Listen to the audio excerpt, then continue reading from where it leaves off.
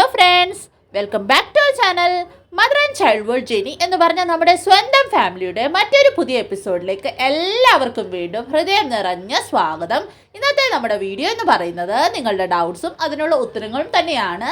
അപ്പോൾ മാക്സിമം നിങ്ങൾ ഈ വീഡിയോ മറ്റുള്ളവർക്ക് കൂടി ഒന്ന് ഷെയർ ചെയ്ത് കൊടുക്കുക. കാരണം ഇതുപോലുള്ള ഡൗട്ട്സ് ഒരുപാട് പേർക്ക് കാണും, പക്ഷേ അവർക്ക് നമ്മുടെ കമൻറ്റ് ബോക്സിൻ്റെ അടിയിൽ വന്ന് മെൻഷൻ ചെയ്യാനായിട്ട് ബുദ്ധിമുട്ട് കാണും. അപ്പോൾ അവർക്ക് കൂടി മാക്സിമം ഈ വീഡിയോ ഷെയർ ചെയ്യുക, അവർക്ക് കൂടി ഉപകാരപ്പെട്ടോട്ടെ.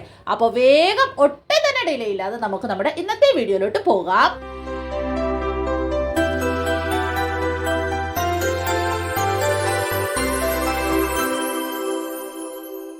ഇന്നത്തെ നമ്മുടെ ആദ്യത്തെ ചോദ്യമാണ്, വത്തയ്ക്ക കഴിക്കാമോ പിന്നെ കക്കരിയോ? വത്തയ്ക്ക കഴിക്കാവുന്നതാണ്. പിന്നെ വാട്ടർമെലൺ എത്രയാണ് കഴിക്കേണ്ടത്, എങ്ങനെയാണ് കഴിക്കേണ്ടത്, എപ്പോഴാണ് കഴിക്കേണ്ടത് ഒക്കെ ഡീറ്റെയിൽ ആയിട്ട് തന്നെ നമ്മുടെ ചാനലിൽ ഓൾറെഡി വീഡിയോ അപ്ലോഡ് ചെയ്തിട്ടുണ്ട്.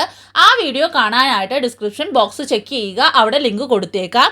അതുപോലെ തന്നെ കക്കരി കഴിക്കാവുന്നതാണ്. കക്കരി ഈ ചൂടത്ത് കഴിക്കുന്നത് ഒരുപാട് നല്ലതാണ്, സേഫ് ആണ്, ധൈര്യമായിട്ട് കഴിക്കാവുന്നതാണ്. അടുത്ത ചോദ്യമാണ്, എനിക്ക് 3 അബോർഷൻ കഴിഞ്ഞതാണ്, ഇപ്പോൾ IVF വഴി പ്രഗ്നൻ്റ് ആയി, ഞാൻ ബെഡ് റെസ്റ്റ് എടുക്കുന്നുണ്ട്, കുഴപ്പമുണ്ടോ? അപ്പോൾ 3 അബോർഷൻ കഴിഞ്ഞതുകൊണ്ട് തന്നെ ഒന്ന് സൂക്ഷിക്കുന്നത് നല്ലതാണ്. ബെഡ് റെസ്റ്റ് എടുക്കുന്നത് കൊണ്ട് കുഴപ്പമില്ല. പക്ഷേ 3 അബോർഷൻ എന്ത് കാരണം കൊണ്ടാണ് കഴിഞ്ഞ് അതൊന്ന് അറിഞ്ഞിരിക്കണം. അപ്പോൾ അത് കാരണം കൊണ്ട് ഇനിയും ഒരു അബോർഷൻ സംഭവിക്കാതിരിക്കാനായിട്ട് പ്രത്യേകം ശ്രദ്ധിക്കാൻ വേണ്ടിയാണ് ആ കാരണം അറിയാൻ പറഞ്ഞത്. IVF വഴി പ്രഗ്നൻ്റ് ആയതുകൊണ്ട് കുഴപ്പമൊന്നുമില്ല. ആ പ്രഗ്നൻസിയിൽ എന്തെങ്കിലും കോംപ്ലിക്കേഷൻസ് ഉണ്ടെങ്കിൽ കറക്റ്റായിട്ട് തന്നെ ശ്രദ്ധിക്കേണ്ടി വരും. അതുപോലെ തന്നെ ഡോക്ടർ തന്ന എല്ലാ മെഡിസിൻസും കറക്റ്റ് ടൈമിൽ കറക്റ്റ് ഡോസിൽ തന്നെ കഴിക്കാൻ പ്രത്യേകം ശ്രദ്ധിക്കണം. പിന്നെ എന്തെങ്കിലും സ്പെഷ്യൽ കെയർ ഡോക്ടർ പറഞ്ഞിട്ടുണ്ടെങ്കിൽ അതുകൂടി ചെയ്യേണ്ടി വരും. അപ്പോൾ ടെൻഷൻ ആവാതെ മുന്നോട്ട് പോകുക. അടുത്ത ചോദ്യമാണ്, എനിക്ക് ബീറ്റ HCG 0.511 നെഗറ്റീവ്, എന്തുകൊണ്ടാണ് ഇങ്ങനെയാകുന്നത്?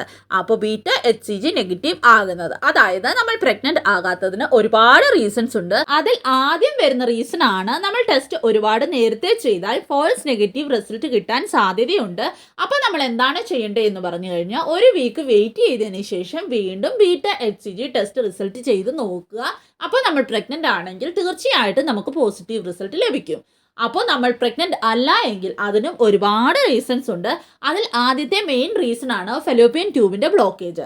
അതുമാത്രമല്ല, റെഗുലറായിട്ട് ഓവുലേഷൻ നടക്കാത്തത് കൊണ്ട്, സിമൻ ക്വാളിറ്റി നല്ലതല്ലാത്തത് കൊണ്ട്, എഗ് ക്വാളിറ്റി നല്ലതല്ലാത്തത് കൊണ്ട്, എൻഡോമെട്രിയോസിസിൻ്റെ പ്രോബ്ലം ഉള്ളവർക്ക്, ഇംപ്ലാന്റേഷൻ കറക്റ്റായിട്ട് നടക്കാത്തവർക്ക്, ഇനി ഇംപ്ലാന്റേഷൻ നടന്നാൽ പോലും എംബ്രിയോസ് കറക്റ്റായിട്ട് ഗ്രോ ആകാത്തവർക്ക്, എംബ്രിയോസിൻ്റെ എന്തെങ്കിലും പ്രോബ്ലം ഉണ്ടെങ്കിൽ അപ്പോൾ ഒക്കെ നമുക്ക് ബീറ്റ HCG നെഗറ്റീവ് ആയിരിക്കും ലഭിക്കുന്നത്. നമ്മൾ പ്രഗ്നൻ്റ് ആയിരിക്കില്ല. അപ്പോൾ നമ്മൾ എന്താണ് ചെയ്യേണ്ടത് എന്ന് പറഞ്ഞു കഴിഞ്ഞാൽ, ഡോക്ടറെ ഒന്ന് കാണിക്കുക. അപ്പോൾ ഡോക്ടറെ കാണിക്കുമ്പോൾ ഡോക്ടർ ഡീറ്റെയിൽ ആയിട്ടുള്ള ടെസ്റ്റിന് പറയും. അപ്പോൾ ഡീറ്റെയിൽ ആയിട്ടുള്ള ടെസ്റ്റ് ചെയ്ത് നോക്കുമ്പോൾ നമ്മുടെ റീസൺ എന്താണെന്ന് നമുക്ക് കറക്റ്റായിട്ട് മനസ്സിലാക്കാൻ സാധിക്കും. അപ്പോൾ ആ റീസൺ അനുസരിച്ച് നമ്മൾ ട്രീറ്റ്മെൻറ്റ് ചെയ്യുമ്പോൾ നെക്സ്റ്റ് ടൈം നമുക്ക് ബീറ്റ HCG റിസൾട്ട് പോസിറ്റീവ് ലഭിക്കും, നമ്മൾ പ്രഗ്നൻ്റ് ആകും. അടുത്ത ചോദ്യമാണ്, എനിക്കൊരു സംശയമുണ്ട്, മിസ്ഡ് അബോർഷൻ ആയാൽ സ്കാനിങ്ങിൽ ഫീറ്റസ് കാണാൻ പറ്റുമോ? ചേച്ചി ബ്ലൈറ്റഡ് ഓവം ആണെങ്കിൽ മിസ്കാരേജ് ആയാൽ അൾട്രാസൗണ്ട് സ്കാനിങ്ങിൽ അത് മനസ്സിലാകുമോ? 5 വീക്കിൽ എനിക്ക് ജസ്റ്റേഷണൽ സാക്ക് ഉണ്ടായിരുന്നു. 8 വീക്കിൽ സാക്ക് എംറ്റി ആണെന്ന് പറഞ്ഞു. 5 വീക്കിനും 8 വീക്കിനും ഇടയിൽ മിസ്കാരേജ് ഉണ്ടായതാണെങ്കിൽ പിന്നത്തെ സ്കാനിങ്ങിൽ അത് മനസ്സിലാവില്ലേ? എനിക്ക് 5 വീക്കിന് ശേഷം ബ്ലീഡിങ്ങോ വയറുവേദനയോ ഒന്നും ഇല്ലായിരുന്നു. റിപ്ലൈ തരണേ ചേച്ചി, എനിക്ക് ഭയങ്കര ടെൻഷനാണ്. മിസ്കാരേജ് ആണ് ഉണ്ടായിട്ടുള്ളതെങ്കിൽ അതിൻ്റെ ഇടയ്ക്ക് ബ്ലീഡിങ്ങോ വയറുവേദനയോ ഒന്നും ഉണ്ടാവണം എന്ന യാതൊരു നിർബന്ധവുമില്ല.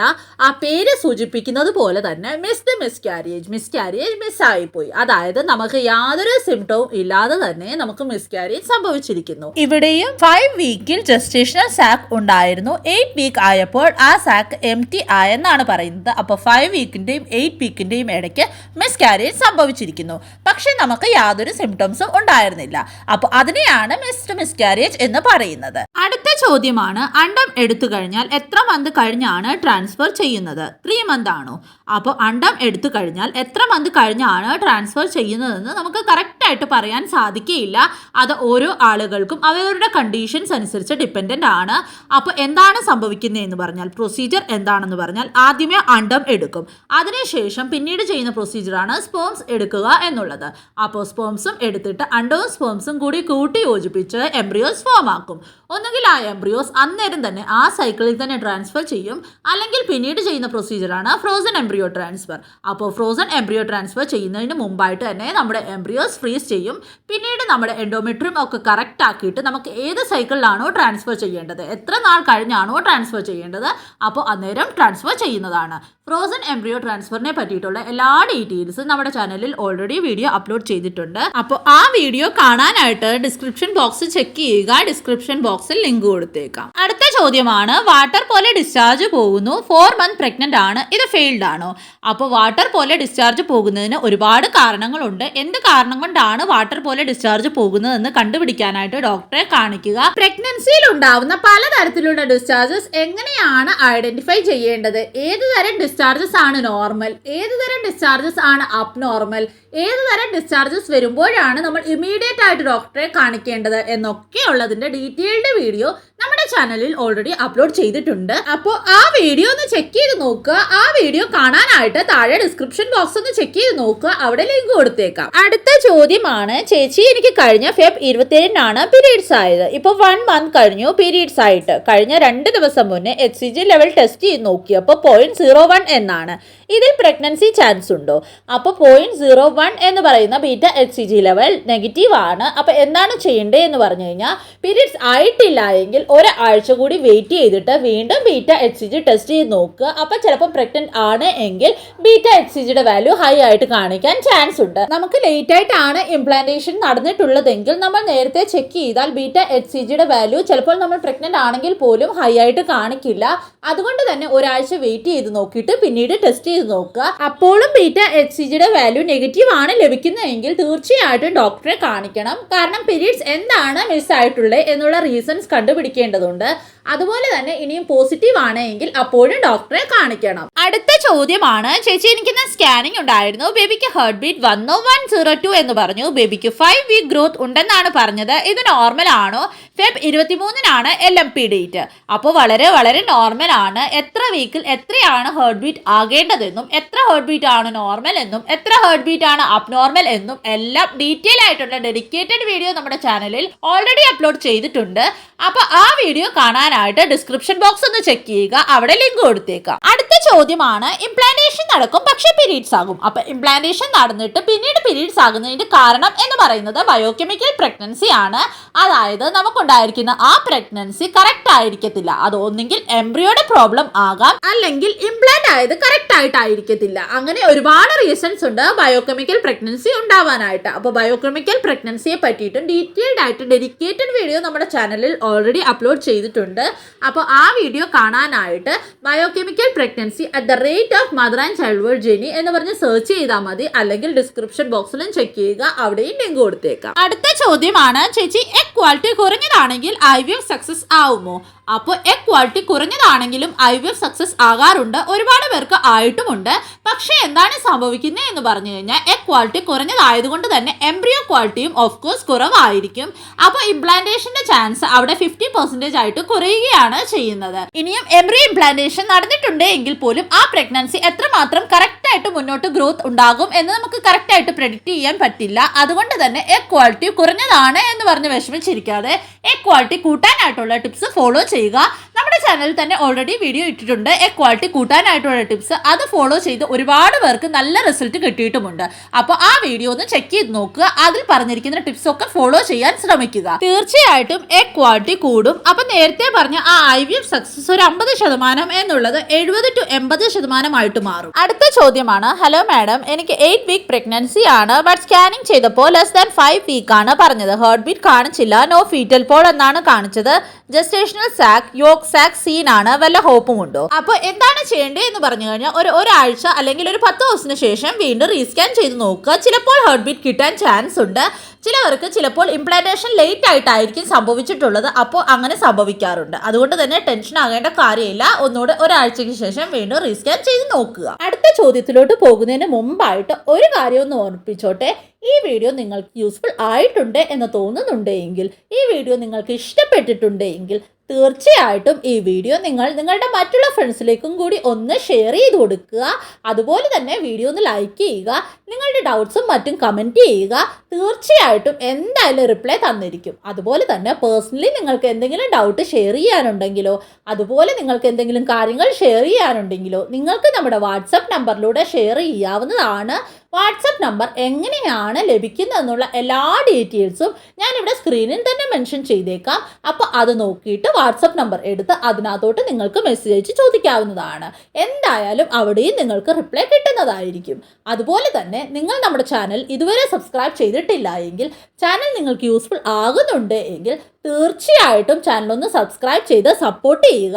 ചാനൽ സബ്സ്ക്രൈബ് ചെയ്യുന്നതിൻ്റെ കൂട്ടത്തിൽ തന്നെ തൊട്ടപ്പുറത്തുള്ള ബെല്ലൈക്കൺ കൂടി ഒന്ന് പ്രസ് ചെയ്ത് അതിൽ ഓൾ എന്നുള്ള ഓപ്ഷൻ കൂടി ഒന്ന് എനേബിൾ ചെയ്ത് വെക്കാനായിട്ട് ആരും മറക്കരുത്. അപ്പോൾ മാത്രമാണ് ഡെയിലി നമ്മൾ അപ്ലോഡ് ചെയ്യുന്ന ഇൻഫോർമേറ്റീവ് ആയിട്ടുള്ള വീഡിയോസിൻ്റെ നോട്ടിഫിക്കേഷൻസ് നിങ്ങൾക്ക് വരികയുള്ളൂ. അടുത്ത ചോദ്യമാണ്, ഹലോ ഡിയർ, ഞാൻ അൺമാരീഡ് ആണ്. പീരിയഡ്സ് കഴിഞ്ഞ് 3 or 4 days കഴിഞ്ഞ് വീണ്ടും ബ്ലഡ് കാണുന്നു, വെരി ലോ ലെവലിൽ.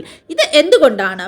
അപ്പോൾ പീരിയഡ്സ് കഴിഞ്ഞിട്ട് വീണ്ടും ബ്ലഡ് കാണുന്നതിന് ഒരുപാട് റീസൺസ് ഉണ്ട്. മെയിൻ ആയിട്ടുള്ള റീസൺ എന്ന് പറയുന്നത് നമ്മുടെ ശരീരത്തിൽ ഉണ്ടാകുന്ന ഹോർമോണൽ ചേഞ്ചസ് കാരണമാണ്. അപ്പോൾ ഇനിയും അടുത്ത തവണ പീരിയഡ്സ് വന്നു കഴിഞ്ഞിട്ടും ഇങ്ങനെ 2-3 ദിവസം കഴിഞ്ഞിട്ട് പിന്നെയും ബ്ലീഡിങ് കാണുന്നുണ്ടെങ്കിൽ തീർച്ചയായിട്ടും ഒരു ഗൈനക്കിനെ കാണിക്കണം. ഡീറ്റെയിൽഡ് ആയിട്ടുള്ള ചെക്കിംഗ് നടത്തേണ്ടതുണ്ട്. അടുത്ത ചോദ്യമാണ്, ചേച്ചി പീരിയഡ്സ് മിസ്സായിട്ട് 7 days ആയപ്പോൾ യൂറിൻ ടെസ്റ്റ് ചെയ്തപ്പോൾ നെഗറ്റീവ് ആയിരുന്നു. പിന്നെ 13 days കഴിഞ്ഞ് വീണ്ടും ടെസ്റ്റ് ചെയ്തപ്പോൾ പോസിറ്റീവായി. വീണ്ടും ഒരു 18 days കഴിഞ്ഞ് ടെസ്റ്റ് ചെയ്തപ്പോൾ ഒരു ലൈൻ ഫെയിൻ്റ് ആയി കണ്ടു. ഞാൻ പ്രഗ്നൻ്റ് ആയിരിക്കുമോ? അപ്പോൾ തീർച്ചയായിട്ടും പ്രഗ്നൻ്റ് ആയിരിക്കാനാണ് സാധ്യത. കറക്റ്റായിട്ട് മനസ്സിലാക്കാൻ വേണ്ടിയിട്ട് ഒരു ബീറ്റ HCG ടെസ്റ്റ് ചെയ്ത് നോക്കുക. അപ്പോൾ ബീറ്റ HCGയുടെ വാല്യൂ വെച്ച് നമുക്ക് പ്രഗ്നൻസി കൺഫേം ചെയ്യാവുന്നതാണ്. പ്രഗ്നൻ്റ് ആണെങ്കിലും അല്ലെങ്കിലും ഡോക്ടറെ കാണിക്കണം. അടുത്ത ചോദ്യമാണ്, എനിക്ക് റിസൾട്ട് കിട്ടി 0.1 ആണ് കാണിച്ചത്. എനിക്ക് പ്രഗ്നൻസി സിംറ്റംസ് ഒക്കെ ഉണ്ട്. 18 ദിവസമായി ഡേറ്റ് തെറ്റിയിട്ട് പ്രഗ്നൻസിക്ക് ചാൻസ് ഉണ്ടോ? അപ്പോൾ ഇവിടെ പ്രഗ്നൻസിക്ക് ചാൻസ് വളരെ വളരെ കുറവാണ്. 0.1 നെഗറ്റീവ് ആണ്. ഒരു പക്ഷേ പ്രഗ്നന്റ് ആയിരുന്നെങ്കിൽ ഇതിനോടകം തന്നെ ബീറ്റ HCGയുടെ വാല്യൂ കുറച്ചെങ്കിലും ഹൈ ആയിട്ട് കാണിച്ചേനെ. ഇവിടെ 18 ദിവസമായി പീരിയഡ്സ് മിസ് ആയിട്ട് എന്നിട്ടും ബീറ്റ HCGയുടെ വാല്യൂ 0.1 മാത്രമാണ്. പക്ഷേ ചിലവർക്ക് ചിലപ്പോൾ ഇംപ്ലാന്റേഷൻ ലേറ്റ് ആയിട്ടാണ് സംഭവിച്ചിട്ടുള്ളതെങ്കിൽ ഇങ്ങനെ സംഭവിക്കാം. ബീറ്റ HCG വാല്യൂ ഹൈ ആയി കാണിക്കില്ല, പക്ഷെ പ്രഗ്നന്റ് ആയിരിക്കും. അപ്പൊ എന്തായാലും ഒന്ന് ഡോക്ടറെ കാണിക്കുക. പ്രഗ്നന്റ് ആണോ അല്ലയോ എന്ന് കൺഫേം ചെയ്യുക. ഇനിയും പ്രഗ്നന്റ് അല്ല എങ്കിലും ഇത്രയും നാൾ പീരിയഡ്സ് ഡിലേ ആയതിന്റെ റീസൺ എന്താണെന്ന് കണ്ടുപിടിക്കുക. അടുത്ത ചോദ്യമാണ്, HCG വാല്യൂ എങ്ങനെ ഇൻക്രീസ് ചെയ്യാൻ പറ്റും? എനിക്ക് 10% മാത്രമേ കൂടുന്നുള്ളൂ വിത്തിൻ 48 hours. അപ്പോൾ HCG വാല്യൂ ഇൻക്രീസ് ചെയ്യാനായിട്ട് നമുക്ക് ഒന്നും തന്നെ ചെയ്യാൻ സാധിക്കുകയില്ല. HCG വാല്യൂ തനിയാണ് ഇൻക്രീസ് ആകുന്നത്. അതായത് നമ്മുടെ ഒരു നോർമൽ പ്രഗ്നൻസി ആണ് എങ്കിൽ, നമ്മുടെ പ്രഗ്നൻസി ഹെൽത്തി ആണ് എങ്കിൽ, പ്രഗ്നൻസി മുന്നോട്ട് കണ്ടിന്യൂ കറക്റ്റായിട്ട് ഗ്രോത്ത് നടക്കുന്നുണ്ട് എങ്കിൽ HCG വാല്യൂ തനിയെ നോർമലി ഇൻക്രീസ് ആയിക്കോളും. വിത്തിൻ 48 hours നോർമൽ ഹെൽത്തി പ്രഗ്നൻസിയിൽ HCG വാല്യൂ ഡബിൾ ആകുകയാണ് ചെയ്യേണ്ടത്. മിനിമം ഒരു 60% ഇൻക്രീസ് എങ്കിലും HCG വാല്യൂയിൽ ഉണ്ടായിരിക്കണം. അപ്പോഴാണ് നമുക്ക് കറക്റ്റായിട്ട് നമ്മുടേതൊരു ഹെൽത്തി പ്രഗ്നൻസി ആണെന്ന് കൺഫേം ആയിട്ട് പറയാൻ സാധിക്കുകയുള്ളൂ. ഇവിടെ 10% മാത്രമേ ഇൻക്രീസ് ആകുന്നുള്ളൂ. അതായത് പ്രഗ്നൻസി അൺഹെൽത്തി ആകാനാണ് സാധ്യത. അപ്പോൾ ഇന്ന് ഇത്രയും ക്വസ്റ്റ്യൻസ് ആണ്, ഇത്രയും ഡൗട്ട്സ് ആണ് തിരഞ്ഞെടുത്ത ഉത്തരം പറഞ്ഞിരിക്കുന്നത്. ഇനിയും നിങ്ങളുടെ എല്ലാ ഡൗട്ട്സിനും ഉള്ള ഉത്തരം എന്തായാലും നിങ്ങൾക്ക് ലഭിച്ചിരിക്കും. അപ്പോൾ നിങ്ങളുടെ ഡൗട്ട്സ് എല്ലാം താഴെ കമന്റ് ചെയ്തിടുക. ഇനിയും നമ്മുടെ ചാനലിൽ അടുത്തൊരു വീഡിയോ വരുന്നത് വരെ എല്ലാവരും ഹാപ്പി ആയിട്ടിരിക്കുക, എല്ലാവരും പോസിറ്റീവ് മൈൻഡോടുകൂടി തന്നെ ഇരിക്കുക, നമ്മുടെ ചാനലുമായിട്ട് കണക്റ്റഡ് ആയിട്ടിരിക്കുക.